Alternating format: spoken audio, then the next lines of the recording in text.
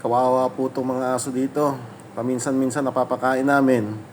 Tapos nung mga nakaraang buwan, sobrang init. Kaya kawawa din sila. Po, hindi na masyadong ganun kainit dito sa lugar na to. Yung mga nakaraang buwan, grabe po yung init. Lumalampas ng 50.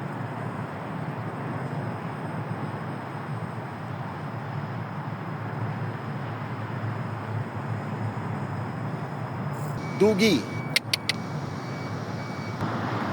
Gandang umaga sa inyo. Ito po yung mga sinasabi ko sa inyong mga asong disyerto. Dito po to sa lugar ng Kuwait.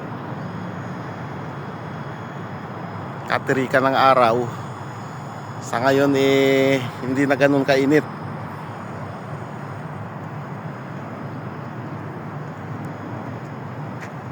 Mamaya po makikita nyo siya pagka pinakain namin. Dito po to sa tapat ng trabaho namin. Ito po yung aming laboratorio ng Hasan Optician.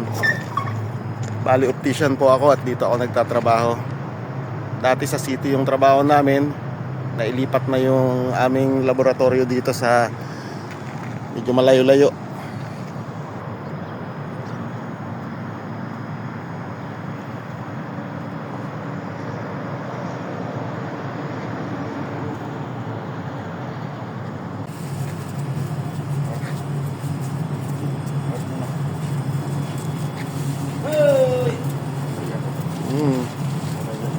Ito yung mga alaga namin dito.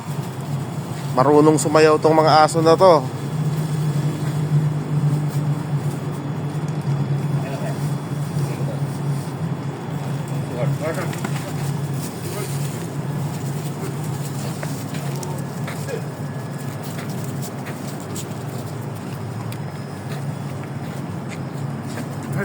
Ito si Heart, kay Heart.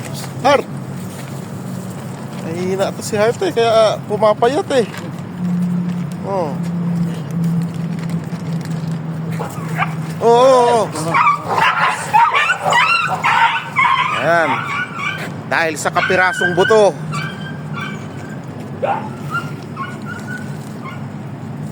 Go!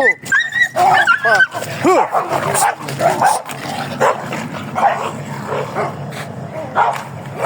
Huh! Huh!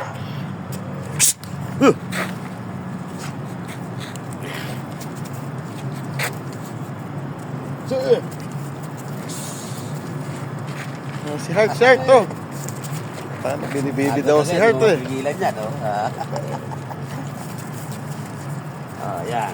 Pag ano na yan sila, magsimot-simot na yan sila ng mga, makaling pa rin. Naturuan ni Boy Simot.